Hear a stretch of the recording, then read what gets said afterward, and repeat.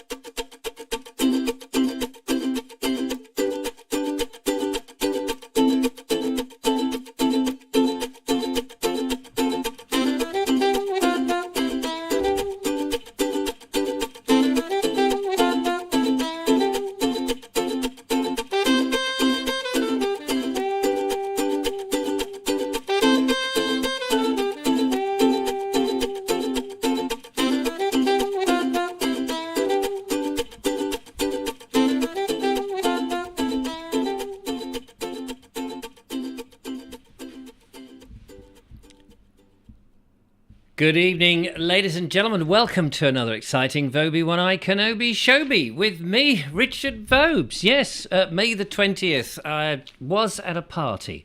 Definitely was at a party. It was for one, and I was making a video. So there we are. Any questions? Let me know. Welcome, hopefully, to a political-free show tonight, although should he go or shouldn't he? Somebody going to push him or won't he? It's all very fascinating.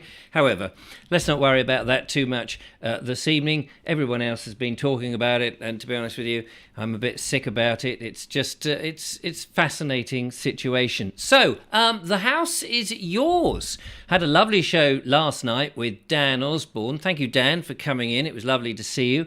And I said to Dan at the end of the show, fantastic. Wouldn't it be lovely to have him back? And I'm sure that he said he would love to come back and do another show.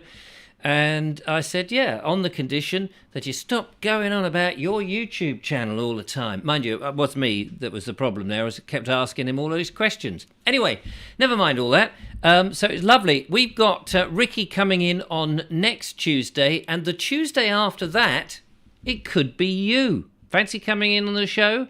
Yeah, all you got to do is pay £250 up front, and I'll give you a date some point in the future, probably in about 80 years when I'm dead and buried, and then you turn up and you do the show. It's that easy. It's very nice to have a show that simple to operate. I'll leave everything here. All this gear is probably, it's pretty Stone Age now, to be honest with you. But I'm sure by then you could work from home. Oh, no, wait a minute. People do work from home already. You could do it on Zoom. No, that's already a thing. Oh, whatever it is. Anyway, it would be lovely to have another guest, if you fancy it, coming in, having a chinwag. You get a free cup of tea. And a coffee. I think I made down a free tea and a coffee. So there you go. He didn't get homemade mince pies. That's what Ricky got. But the second time round, I don't think he got anything. So there we go. All very exciting. So how are you doing? What have you been doing? The sun has been shining out here in Worthing area. And in fact, the lovely Julia and I with little Joe, managed to go out and do a bit of videoing, which will be in tomorrow's show, with some other stunning stuff in the Vobes household. Oh well, there is some stuff in there, but there's a little thing that I want to show you in there as well, which might be useful if you're out and about doing a bit of camping or something like that. But I don't want to give the game away. It's entirely up to you. On the show tonight, we have 3 videos. Thank you very much for those. We have Lynn B is off to Chantenbury Ring. Andrew Norris brings us the second part of his walk in Dorset. And Pete Colonel Cragrat is back in the men's shed in Gosport looking at the mail train. No, not that kind of mail. He's not standing there in long johns. Been there, done that, got the T-shirt. Wish I'd been wearing a T-shirt now, but never mind. Anyway, it's lovely to see lots of people out there. Daniel Watkins is out there, Mark Burgess, Kerry Baldwin, Linda Kane, Andrew Norris, the Tall Podge Rog, Dave Ivad, and many others. All very nice to see you, and thank you very much for dropping by. If your name hasn't been mentioned, I do apologise. Clive Waterfall says, thanks for the thought, and he's talking to somebody else. I will come as Michael White. Oh, that's very good, says Michael White. Do you remember, was it Timothy White's? There was a shop, wasn't there, Timothy White's? I seem to remember having vests from Timothy White's. Not the same as St. Michael's. Does Marks and Sparks still do the brand St. Michael? Or are they not now the patron saint? Have they gone the way that so many of them are? And did Debenhams no longer there, is it? That's conked out. Did Debenhams ever have its own brand? Or was it always somebody else's brand? I can never remember. I always remember going into Man at C&A, or I was the man at C&A, something like that. C&A, coats and hats. All good stuff. Don't forget, you can give us a call on 0793 474 6790 and join the chat, whatever you want to talk about. There's no particular subject in tonight's show. We're midweek through the January. Have you set yourselves any resolutions? And if so, are you now waning? Are they changing? Are you thinking, oh, did I do the right thing? Should I do something else? Has it been a bit tricky? I've been giving up wheat and particularly bread. Do you know what? I've not missed it. What are we? The 12 days in, nearly halfway, not quite halfway through the month, and I've not missed bread. That's honest truth. I've not missed bread. I've also started fasting. I want to talk a bit more about fasting in the next, not the Sunday chat, but the life chat video that I will do on the Bald Explorer. That's another channel. Might well talk a little bit more about the fasting and how I found that, and also how I wonder that it's being sold, as it often is being sold, as the great thing, that's what the people in the past did. But did they? If you were hungry, I think if you didn't have much food, you'd just go and eat, wouldn't you? Anyway, let's find out who's on the line. Hello, caller. Welcome to the show. Hello, Sir Richard. How are you? I am very well. Is that Sir Alan? Yes, it is. That was a good show last night. It's a pity I couldn't listen to it all because a super friend of mine called me from the States that I hadn't heard from for a while. Oh, that's all right. That's okay. I was pleased to hear she was alive, and I missed the 2 previous shows because I've been waking up at 4 o'clock in the morning and going to sleep before you start. Yes, well, it's what happens when you watch this show. You can wake up in a cold sweat and think, oh my God, what have I done? I've got Vobisms going on, coming out in pimples, and I'm drooling from the mouth. Oh my God, it's the Vobes Show coming up. I've got to sleep. Here's a funny thing, though. Here's a funny thing. I would be interested to know if any of the members of the audience at any time in their lives ever dream of me. Now, I know that sounds the most egotistical thing to say, but do you know what it is? When you're having a dream and you think, I've dreamt of either a work colleague or something on the television, it's influenced your life. Now, normally, those people wouldn't know that you dreamed of them, but here am I saying, have you dreamed of it? And then somebody says, oh yeah, Rich, I had a dream in which you were in it and you did this and did that. It's very weird if you are the subject of somebody's dream because you have no control over what you did in their dream. I'm useless on that subject. I can never remember having dreamt. Can you never remember any of your dreams? Well, I did. I mean, from decades ago, that I was able to lucid dream that I was flying. Oh right, yeah. The flying dreams are the best, aren't they? You can fly, yeah. And then you wake up and you think, why didn't I ever know this? I can do it. And then you suddenly start to get that realization, oh no, that was just a dream and you can't actually do this. Yes, yeah. Oh, it's lovely. Have you ever done it? I have, and it's very frustrating because I think my daughter used to tell me that she had them all the time, and it was very rare for me to have, and when I did, the freedom to fly around. Now, I know there'll be therapists out there and home therapists and experts and home experts and people who think they know all about, who will immediately come in and tell us exactly what that means, that I'm repressed and I should have been bottled up as a child or some such rubbish. Or it's LSD. Yes, that's it. Too much LSD. Oh, everyone's a critic. Everybody knows. So I had a good day. It's months since I've been up on the common. Months? Oh, which common have you been up on? Ashton Common. I was going to go down on the train to Bookham to start working my way around. There's 2 heritage trails around there with 58 different points to visit. But as I approached the railway station, I thought, I've not been on the common for years, and for months because of the rain. And it was great fun sploshing through the clay. Yes. And that was followed by a lovely chicken madras, and then the Vobes Show. And then the Vobes Show. When you go on to Bookham Common, do you ever see Dano? I've not been down to Bookham yet. Because I often think, there he is coming out the mist. You must sort of see him and go, Bookham, Dano. Oh, I was working on that one as you were guessing. I was thinking, how can I get that Bookham, Dano? Bookham Common. Hawaii 5-0 for those people. I think they got lots. I think they got lots of commons down there. Have they? That'll be for exploration when things dry out a bit. Yeah, okay. Well, if you've got lots of commons down there, well, it's obviously all the common people go there. That's rubbish we are, yes. Linda Kane tells me, of course she's dreamt about me. She says you quite enjoy the whips. There again, she may be lying. Thanks for that.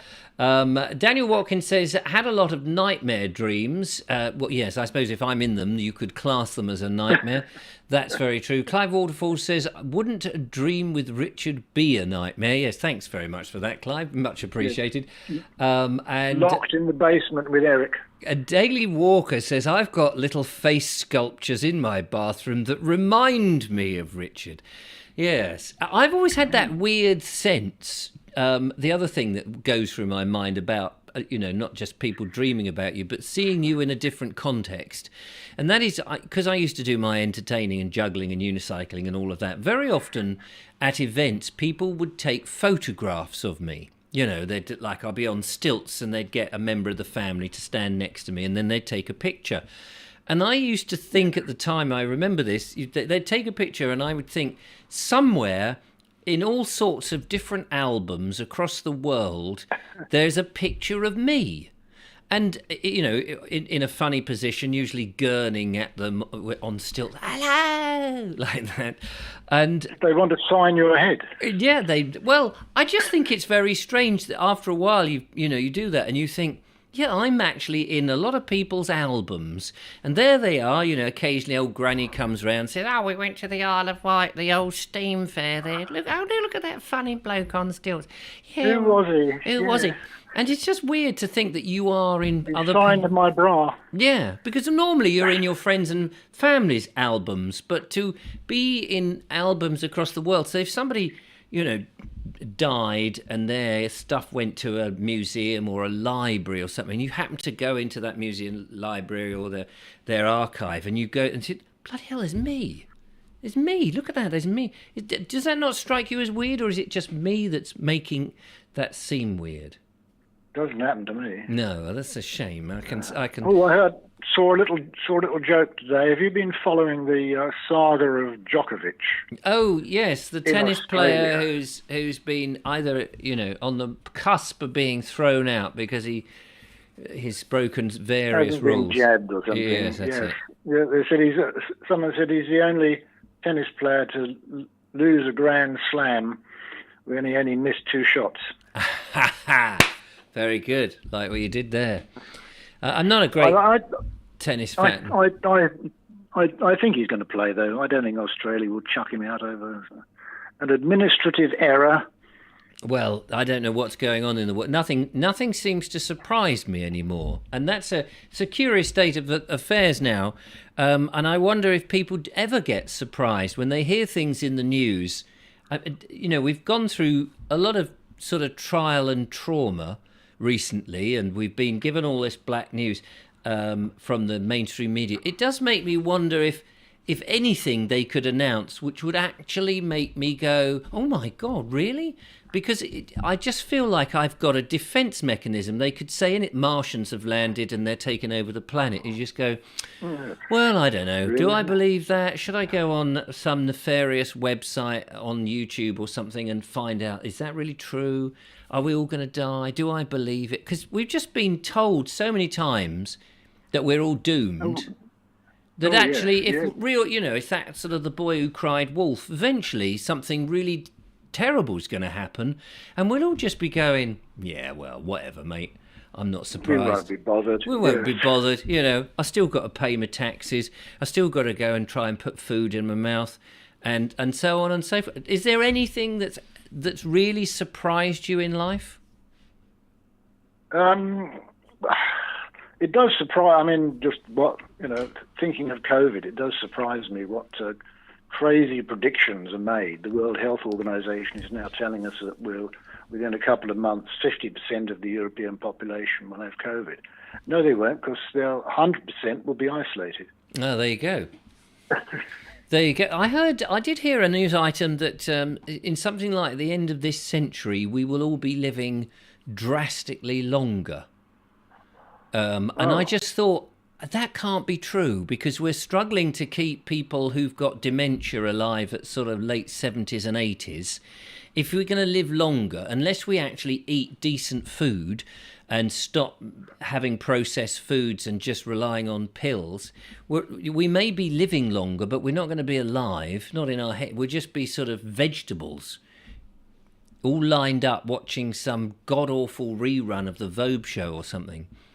Well, we'll kill ourselves with pollution, probably. Yeah, that's the way it is. Thought. Thanks for that, Alan. Yes.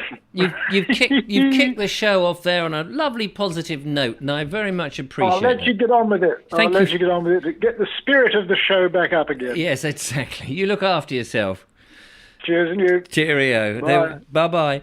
There we go. That is the lovely Alan on Bookham Dano Heath, somewhere in Surrey near Ashstead. Very good.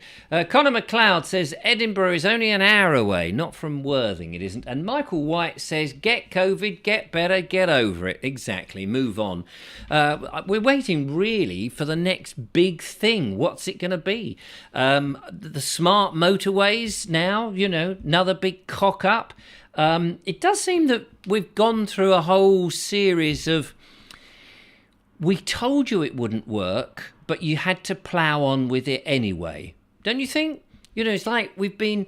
The governments seem to just keep coming out with things that the average ordinary person like you and me went, no, that's not a good idea. And now eventually, each time, these things are slowly coming to the point where they're going, oh, right, okay, we won't do that then. Hello, caller. Welcome to the show. Good evening, young Richard. It's Raymond from Horsham. Raymond. I must come up because I think you said you would show me how to sharpen my chainsaw Yes, blade. you can do that. Yes, we can do that. No problem. I was just thinking, is that like with a little file and each one of those tiny little blades, you've got to... Well, I've got I've got several of the files, but I do it with a Dremel, the little drill, with a circular. So you do actually do each one, and you take time doing it. Yeah. You sharpen each of the little blades at a certain angle. God, that's tedious, isn't it? No, it takes about 5 minutes. Oh right. Oh, there. You put the chainsaw in the vise. Yeah. And then pull the chain round, and then do piece by piece by piece. You mark the first one with a pen, so you know where you started. Yeah. And then just go around the loop. So it's a bit like it's kind of like not giant size, but the same process as a knife sharpener. There's a little knife sharpener. Yeah. You run it through there, and that's it. With a little rotary grindstone. Yes. Very small diameter, but you do it at the right angle. Yeah. For the cutter. Fantastic. No, I was phoning up such the bread diet, which I saw that video as well, just around Boxing Day or whatever, and I've been off bread now for 15 days. How do you feel? And I definitely feel better. I didn't feel bad to start with, to be honest. No. A little bit on the fat side, one could say, but yeah, I feel more sprightly. Well, must say, when I came to see you, when was that? November or beginning of December? Yeah. Somewhere around there. November. You were very sprightly. I mean, my goodness, you sat me down and told me all about the perils of Brexit. So you were full of viv and vimmer, I thought. Yeah. Well, I feel even better now. Do you? That's interesting. Yeah. And do you miss the bread? Do you ever think? No, not at all. I did actually weaken today. Did you? I've been out with some mates went over towards Guildford playing golf. It was a lovely day out. Yeah. And we popped into a hostelry for a drink and a snack afterwards. And I had a bacon lettuce sandwich with chips, but I did have the rye bread rather than white bread. Yes. And I have to say, rye bread's not that nice, so I could do without that as well. Yeah, right, okay. Because I was thinking, because as soon as I did this, people kept saying to me, "Oh, Richard, there's spelt and there's rye and there's all these other things," and I was thinking, at the moment, I'm not really going to just look for bread textures. I'm just going to get completely off it. Although I'm eating oats, I'm having porridge and that because that's a different grain altogether. No, I've kept off porridge as well. I don't have any grain whatsoever. Oh. I've missed out on all. I don't even have a biscuit of any sort. No. Well, that's because that's all sugary as well.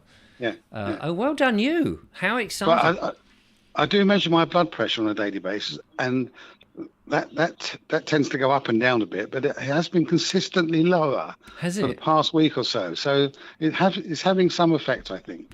Well, we must compare notes then at the end of the month after our 30 days.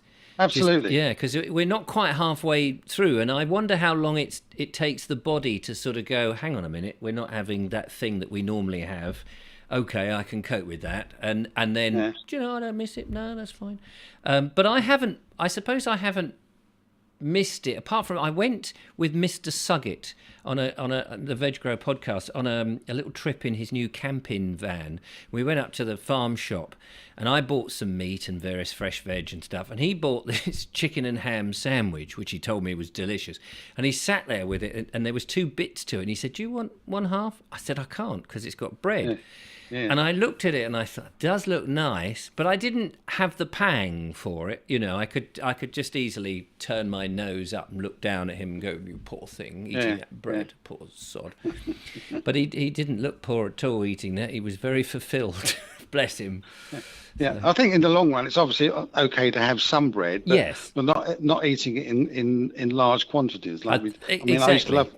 I used to love my toast in the morning, and probably probably the worst thing you can do, a couple of slices of toast before you go to bed. But now I don't do that at all. So at least my intestines and stomach aren't trying to digest a couple of slices of toast at 2:30 in the morning now. Well, I found I was snacking on bread a lot, because I was baking it myself, and when it would come out the oven, it would be all lovely and gorgeous and hot. The next day, it sort of cooled down and was not as nice, but it was all right. But you'd just go, oh, I just have a slice of bread. I'd come in from a walk, and you'd feel a little bit hungry, so slice of bread, knob of butter, maybe a bit of jam. Suddenly you've got all that sugar and fat in you, although the butter is okay.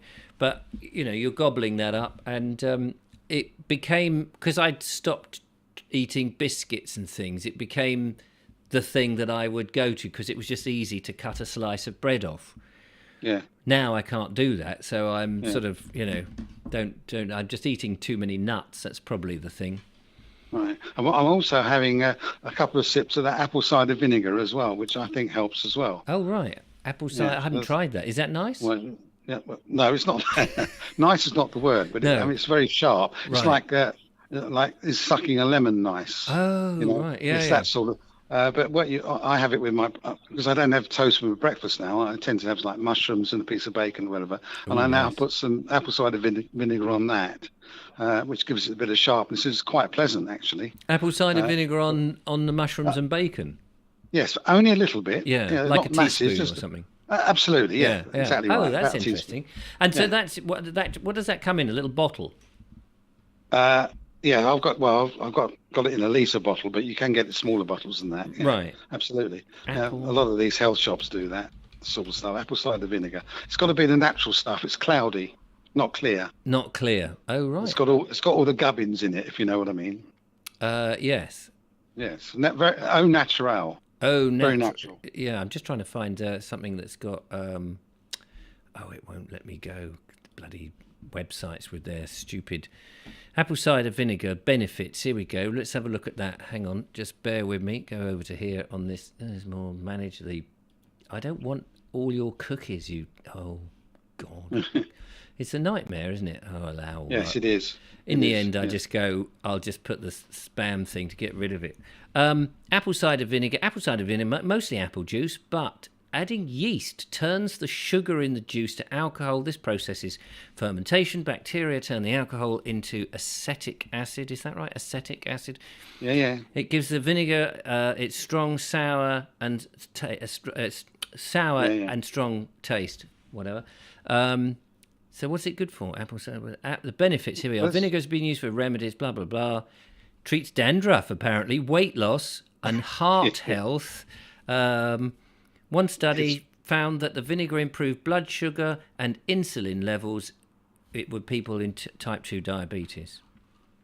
Yeah, it improves your digestion as well. Oh, right. There we go. I mean, one of the comparisons, they compared the acidity of your stomach acid and a human being, which is one of the lowest levels, up to one of the highest, which is apparently a vulture. A vulture can eat anything. How rotten the meat is, whatever germs it's got in it, because its stomach acid is so strong, it just burns it away. So they can eat anything. That's the extreme level. So apple cider helps you digest food quicker and. Yeah, that's it. That's what you're showing on the screen now. Yeah, those bottles. And it's a sort of natural. Well, apart from adding the whatever it was, the yeast to make it ferment, I suppose it's all quite a natural thing. Yeah. As you see, unpasteurized. It's let's say with the mother, which is obviously all the juices of the apple, all the gubbins of the apple. Oh, anyway, yeah. I mean, it's something interesting to look at. I'm not saying one should drink gallons of the stuff. It's something you just sort of add. Rather than drink it as some sort of medicine, just put it on your dinner as you would put vinegar on, normal vinegar on. It's just very pleasant. Yes, it's quite good for you. Oh, right. I won't keep you going, but the old copyright strikes didn't work on Green Sleeves, did they? No, because it's an old tune. As far as I know, to be honest with you, I haven't been into the live the dashboard, whatever they call it, the back end. Well, I just watched the recording and it was still on it. Oh, it's still on it. Oh, there we go. The rerun, yeah. But You know that copyrights can last up to 120 years, apparently. Yeah, I know. I looked up. Sorry. I looked up a long way to Tipperary. That's still on bloody copyright, and that's got to be what 110 years old by now. I would have thought. Great, yeah. Well, they were singing it in the First World War, weren't they? Absolutely. But apparently, it's up to 120 years after the death of the author. Yes, this is where you get caught out, especially if they wrote it when they were 3 and died at 90. You're never going to get looking, are you? Absolutely. Well, just before you go, Sean James Cameron says, how does he take it? Spoonful is questioning, and you said like about a teaspoon or splash on your. I put it on my breakfast, but I mean, other people. I mean, one of the suggestions on the bottle is you put it, have a sip of warm water with a bit of vinegar in it as well, to sort of dilute it down a bit. Nigel Sadler says he has apple cider vinegar. Just add a drop into a glass of water. There you go. There you go. Exactly right. Fantastic. Well, I'm going to have to get some of that and try it on the show. Well, there you go. It's just at the Richard Vobes Show, the health, the health centre. Yes, exactly. Thank you very much, Ray. I'll leave you in peace. We'll keep in touch, and I'll let you know how we get on with the bread diet. Absolutely brilliant stuff. Take care. Cheers. Bye, Ray. Bye. There we go. That was Ray, as you heard, the apple cider vinegar guru, and he's doing the bread challenge, which is superb. And unlike me, is off all of those grains. So I've been on the oats only because I read that they are gluten-free, but also they're rolled, and they are things that you could have eaten if you were back in the hunter-gatherer days, whereas wheat is you have to process it to make it into flour. Hello, caller, welcome to the show. Hello, who's that? Zane. Hello, Zane, how are you? I'm good, thank you. How are you? Yeah, no, I'm very good. Where are you calling from? From Angmering. From Angmering. Are you into health foods, Zane? Yes. What sort of foods do you eat that's healthy? Carrots, cucumber. It's a good old fresh veg and all that sort of stuff. Yeah. And but do you eat lots of sweets and chocolate bars and all of that? Only a little. Well, that's good. Because you sound like you're a young chappie. Yeah, what fruit and veg do you like? Well, I like most fruit and veg. Where I struggle is I don't like fish. I know that's not fruit and veg at all, but living by the sea, everybody assumes, oh yeah, you like fish, don't you? Because you can get it on the seafront. And actually, I hate fish. I don't like the look of them. I don't like the smell of them. If I go into Morrison's and, you walk around where they've got the fish and stuff, I've got to put my fingers on my nose because I can't bear the stench. And then other people eating them is horrible. Is there a food that you don't like, Zane? I don't like cooked mushrooms. Do you not? No. No, I can see that because a lot of people don't like mushrooms. I love mushrooms. Mushrooms in butter. Oh, lovely. Just gently cooked slowly over a bit of time. Little button mushrooms in butter. Delicious. Especially with a bit of black pepper. Can't go wrong. I really like raw mushrooms. Yeah, they're nice raw as well. Those white sort of fluffy mushrooms. Yeah. You have to be careful if you're picking them wild, of course, because they might be toadstools. And that's not so good. Whatever. So, how old are you, Zane? If you don't mind 15. me. 15. Are you still at school? Yes. Are they? Is school good? Are they making you wear masks at the moment, or is that? Yes. Oh, are they? Is that tolerable? They have to still wear them in classrooms and in communal areas. And do the teachers wear them? Yes, when they come near you, except when they're far away from you. Right. So they can teach. They can teach the class. Yeah. But and you all have to sit there with these things on whilst they're teaching you. Yeah. Gosh. It's such annoying. Well, I can believe it. I mean, I understand. I try to avoid wearing these masks at all possible times. But I think it's people like yourself who've got the worst end of it because you're sitting there throughout hours of classroom time with these, effectively a piece of tape round your face. Although presumably it might be quite handy if you're going to talk to your neighbour because they can't see your mouth move. Yeah. Can you sort of go, here, Reg, I'll get you that magazine you were talking about in the break. Yeah, all right, then, John. Yeah, but because I really dislike it was it's really itching my nose when the mask is very old and that. Yeah. Do you have to wash it every day, or is it your own mask? Do they provide masks? How does it work? Yeah, they provide a mask, and on my taxi, they have masks on my taxi. Right. And are they those horrible throwaway blue ones? Yes. And is it when you go out from school on the playground, are they just littered everywhere? Yes, I've seen one today by a green bush. Yeah.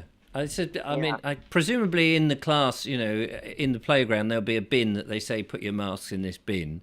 And presumably people do. But I can just imagine school kids, because I was one once, years ago. If we had to do that, I can imagine them just chucking them anywhere, in bushes, in people's gardens, posting them through people's post boxes. I bet the postman goes to a post box, opens it up, and there's half a dozen of these bloody things in the bottom. And that, he must go in there with his big marigolds on and going, oh, here we go.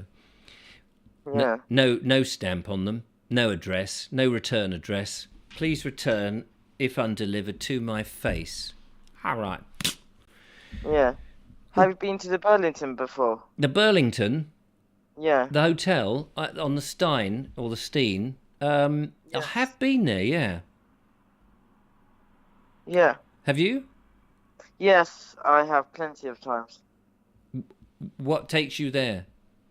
Don't say a bus. No, my mum's car. Ah. Do you go there, to stay or to have a meal there, or? A meal. Is it nice? Yes, and they do really nice burgers. Do they? Well, I might have to go and try it then. Yeah. Yeah.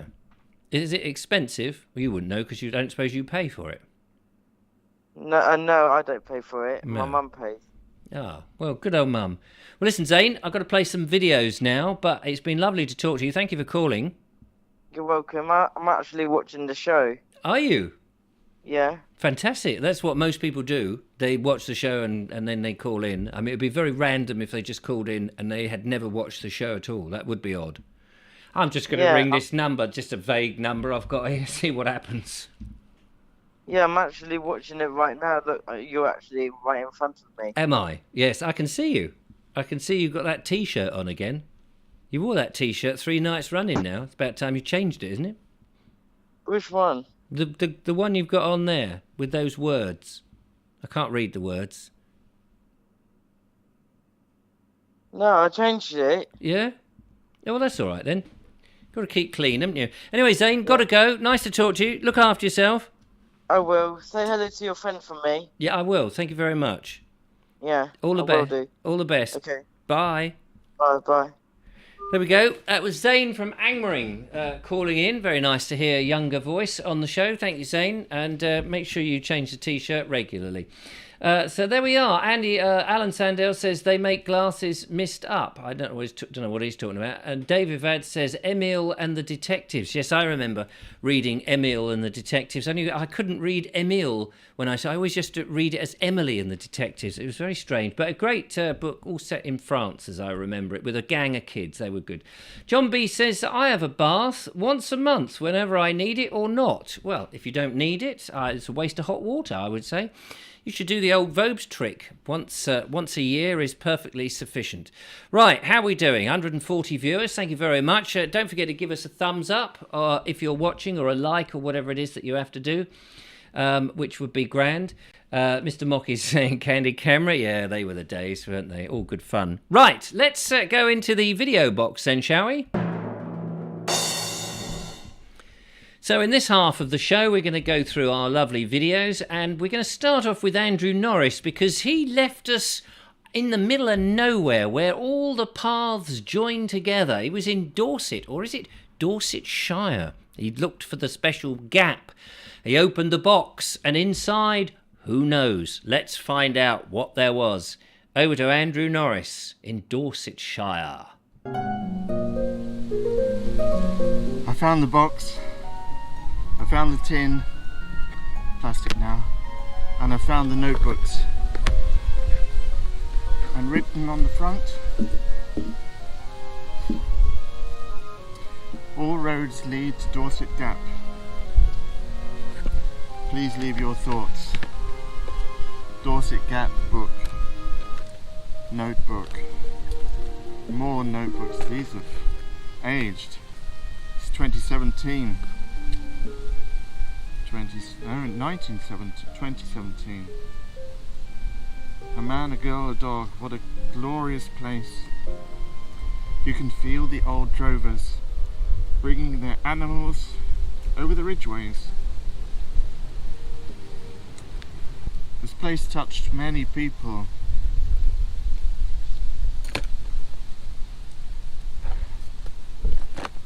Here's a really damp notebook.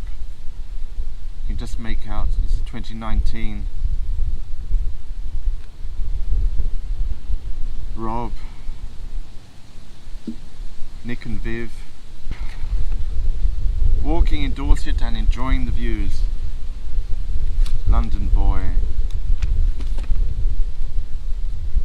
4 old dears enjoying the walk. Pat, Tony, Terry and Di from Paul. 2 crazy walkers out for a stroll. And this is the latest notebook. Pete and Adele. 24th of July, a walk amongst the thunderstorms rumbling around us, but the gap is in sunshine. And the last entry, 26th of October, fantastic walk from Plush with our 2 children, George and Florence, down from London for half term, Christine and Graham.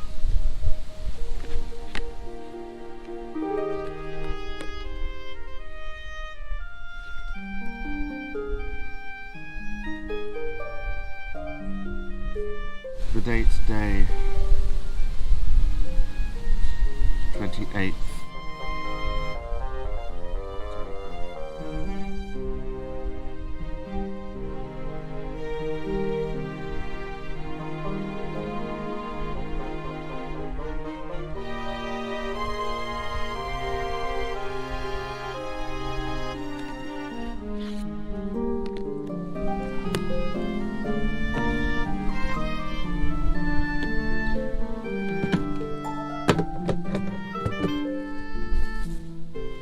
You know, there's something very emotional about reading a lot of these entries into these notebooks.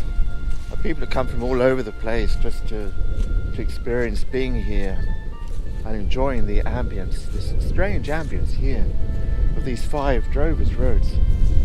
This is the one I came up here. This is a beautiful one. And then there's a second one here. One more here. There's the box. 4th Drovers Road here. And the 5th is the one I'm going to take now to get back. But it's a magical place, and I'm so glad that I came here again. Really magical.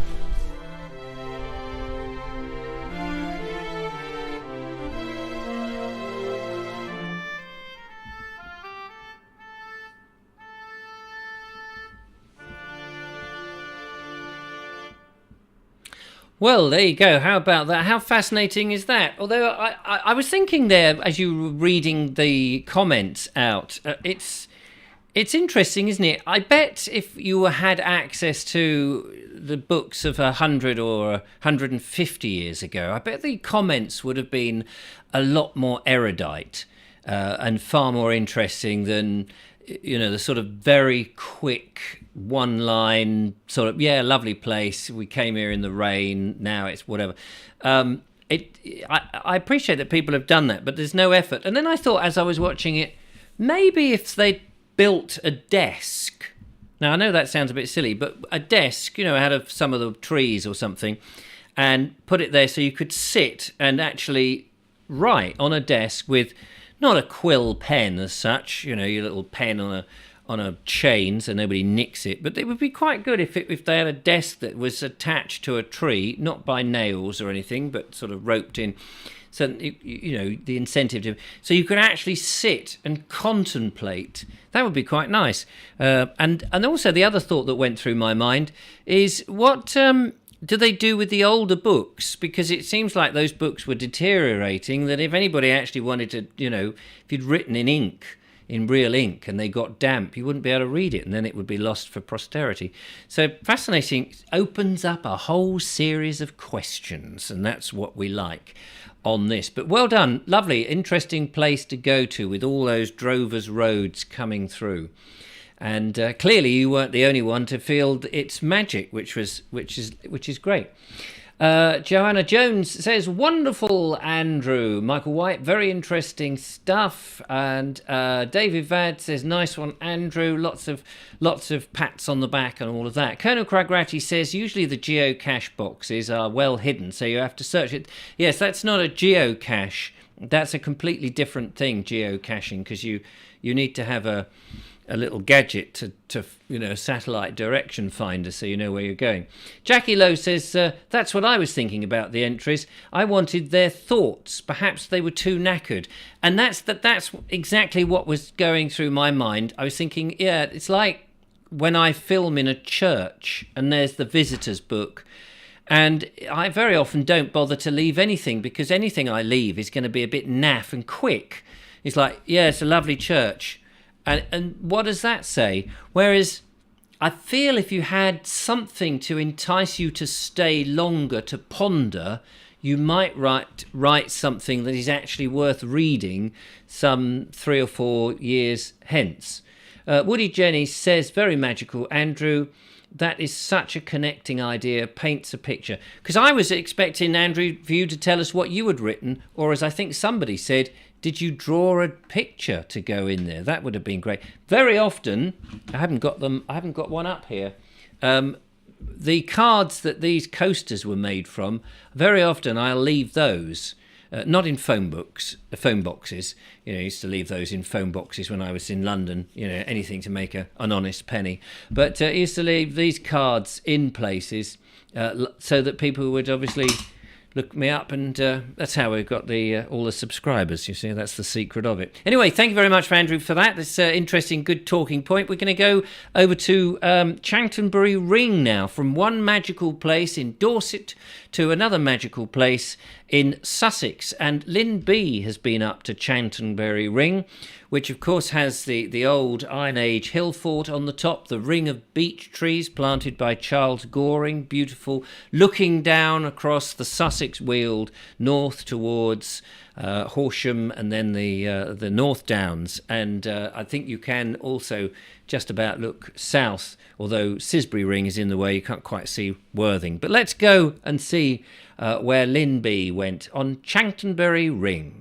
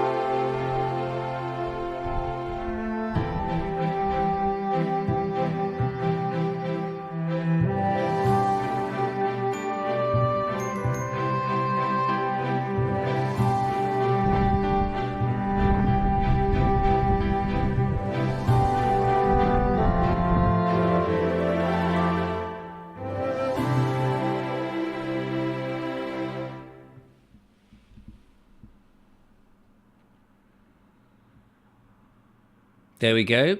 Lovely views from Chantenbury Ring, the ring itself, the Iron Age hill fort, the fauna and flora of the area. It's a lovely place to go. They're very magical. Of course, it's often in the sunshine, full of tourists and walkers, eating their sandwiches and enjoying it all, especially when you're filming. But anyway, it's lovely to see all those wonderful views. Thank you, Lynn. And she said in her email accompanying that, she says, I hope I'm not bothering you with too many videos. It's not at all. We love it. We love it. Thank you so much, Lynn. It's fantastic to see. We very much enjoy it. Lots of good comments have been coming in.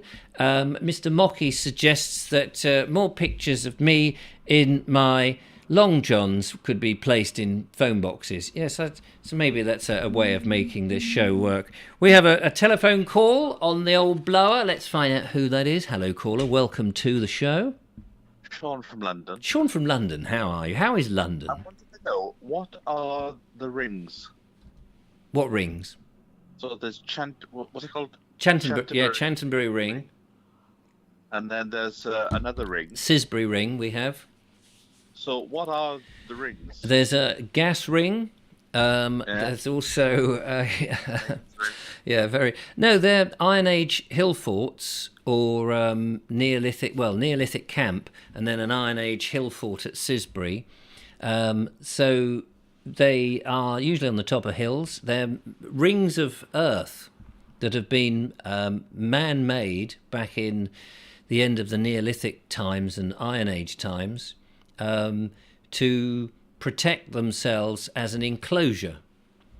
And they would have had a wooden palisade all the way around from using up some of the trees in order to keep themselves safe and also any of their cattle and animals in. Sisbury Ring is particularly large, but we know that the Neolithic people, before it was an Iron Age hill fort, were digging mines, flint mines, sort of 30 feet down, and not only down, but also horizontally along. They're very clever.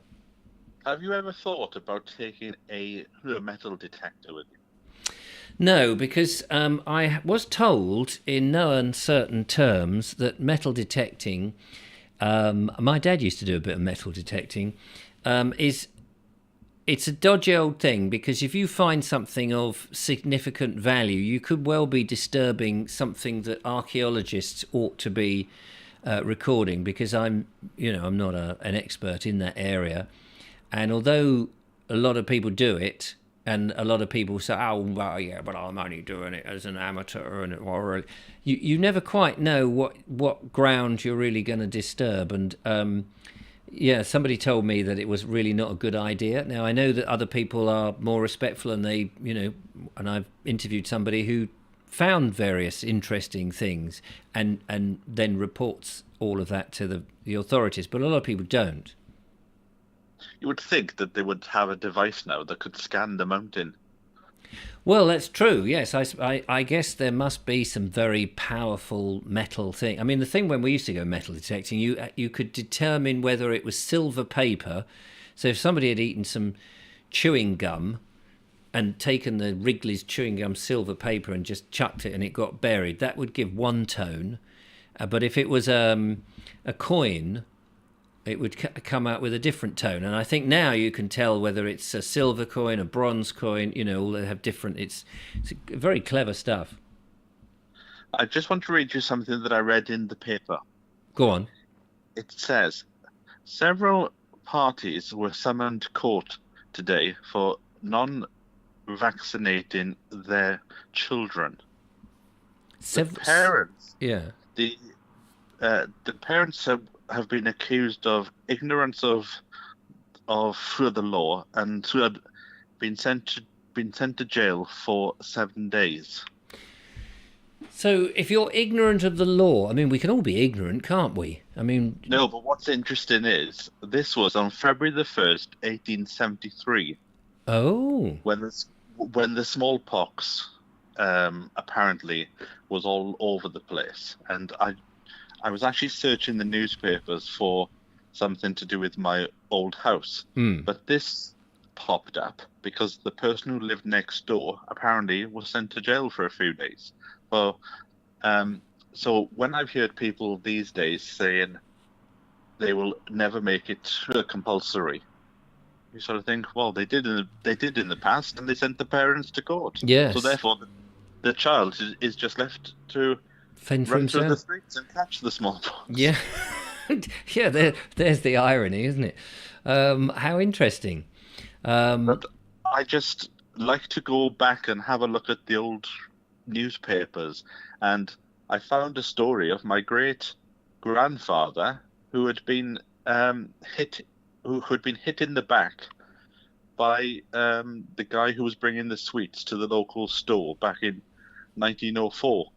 Right. And it's just strange to find some family history in the paper that you had no knowledge of. And presumably relatives of you on some form of the family in 100 years would stumble across your videos and think, good God, look, isn't it funny? We have this relative who does a ramble and an allotment, and how much more detail will they have looking at that than, something in the newspaper? But I get exactly what you mean. It must be quite weird. Well, it's the same thing that in 100 years' time, because when you pop your clogs, I can't see, the kids have got their own places. Oh, yeah. So it's like whoever bought that house in 100 years would go, bloody hell, we've just found all these videos of, when the downstairs used to be 3 rooms. Yeah. And it's now been all bulldozed because Morrison's have extended even further, and there's a huge Amazon department. I actually did a film of my house back in Wales when I sold it in, I can't think now, 98 I think it was. I sold it. I filmed it and I put it onto YouTube, and I put the address in there because you didn't think in them days. You thought the internet was safe. Yeah. Well, I got an email about 4 years ago from the owner saying, please could you change the title because we haven't changed the house at all. It looks exactly the same. And we're concerned that a burglar might find it, and then they'll know the layout. Yeah. I see. That's interesting. I mean, because I filmed my dad when he had dementia in his house, and then the selling of the house, I did a walk around the house. And, of course, I drove past the house not so long ago after it had been sold, and it completely different. I mean, it was a poor, dilapidated old bungalow, and now, they've probably made an extra 150, 200,000 pounds on it. From the paltry sum that we managed to sell in the middle of COVID when nobody was buying and it was all very difficult and we had to keep lowering the price and all of this. And now you think, oh yeah, if only we'd hung on, but we couldn't. But fascinating. Lots of people talking about the metal detecting, and Nigel Sandler there just reminded us that no metal detecting is allowed on scheduled ancient monuments, which is quite right and proper, I think. John B's asking if somebody found any unexploded bombs. Jackie Lowe says, I went metal detecting, got very excited about several ring pulls from Coke cans. Yeah. But it's interesting. I don't know if you've ever looked at an oak tree. An oak tree? No, never looked at one. And you sort of think to yourself, I wonder what that oak tree has seen. Yes. Well, in like 100 years' time, you'll be able to have a look at your house and think, I wonder what that house has seen. And then you'll go, oh, there's 3,500 videos. I can enter them. See what's inside. Yeah. Continually, we've just dug up another one. We thought we'd got to the end of those sodding videos. There's another one. In the bathroom, in his pants. In his pants, yes. Oh, yes, that's it. The tomorrow's video, I start in my Speedos. Oh, steady on. Yes, now. just to get everybody really excited. I'm on the roof. I pin myself to a great big board, and passers-by have darts, and they can throw them up and see if they can get the bullseye. But anyway, we must move on. Spinning it round, is he? Pardon? and Merlin is there spinning it round. Yeah, that's right. Any takers? He's up there drumming up the business. Anyway, listen, we've got to play the last video in. Take care. That was Sean James Cameron from London. We're going over to Gosport to the main, the mail train. Talking about a male in his Speedos. This is not that kind of mail. This is the one where you lick a stamp and send it by train, but not a big train. It's a small train, a model train, inside the men's shed. Let's have a look.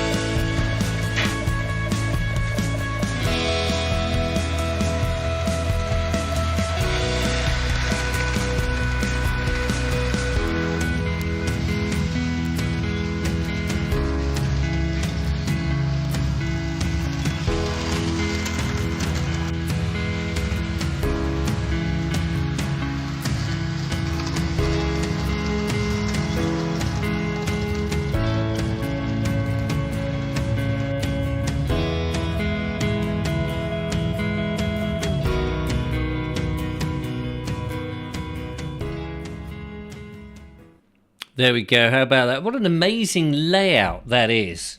Absolutely amazing. That is a man's dream, isn't it? If you were a kid and you had that layout, you probably wouldn't respect it. But I imagine the amount of work that's gone into that. The guys in the men's shed in Gosport, they must absolutely love tinkering around with their choo-choos.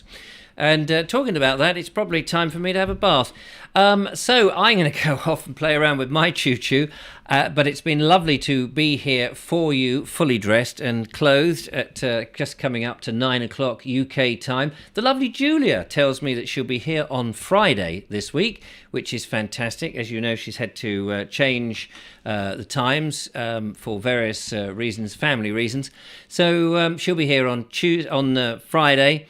And that'll be when the next show is. So I'm actually getting a day off or an evening off tomorrow. But have no fear. You will see the lovely Julia, the lovely Joe, and the balding Vobie, one-eyed Kenobi in tomorrow's video on the Bald Explorer channel. Don't forget to check it out. Be up from 7 a.m. Lots of people there. The layout is twice as big as mine, he says. Wow, that's some layout then. I've seen your layout. You have to go up some steps to get to Nigel's layout. Made a video about it, actually. Woody Jenny says, what an interesting building and skill to have. She loves it all. Sean James Cameron says, I'm thinking of building my own theatre. That sounds very good. And it took 2 years to build, says Colonel Craig Ratty. I bet it did. Lord Geoffrey Harrison says, I want one. And Statia's Master's Choice says, time we had an update on yours, Nigel. Yeah, have you been tinkering with yours too? Mr. Buzzy B says, thanks, Richard, great show. Kerry Baldwin says, not just men. I'd like to have a train set as well. And Julia says, I would love to see a video from on board the train. Have you got one of those little diddy cameras? Which would be great. Lynn B says, thanks for the show and for showing my video. Take care. That's great. And Daily Walker says, I build real... Yes, Daily Walker, we want another of your videos where you walk down a tunnel. That would be fantastic. But that's it for today. Thanks to our lovely callers for calling in. Thanks to the wonderful videos from Lynn B, Andrew Norris and Colonel Craig Ratty. Thank you to Judith and Julie for moderating, and to you for coming along and typing. And I look forward to seeing you on Friday. Take care, look after yourselves, have a great rest of the week. But from me, goodbye.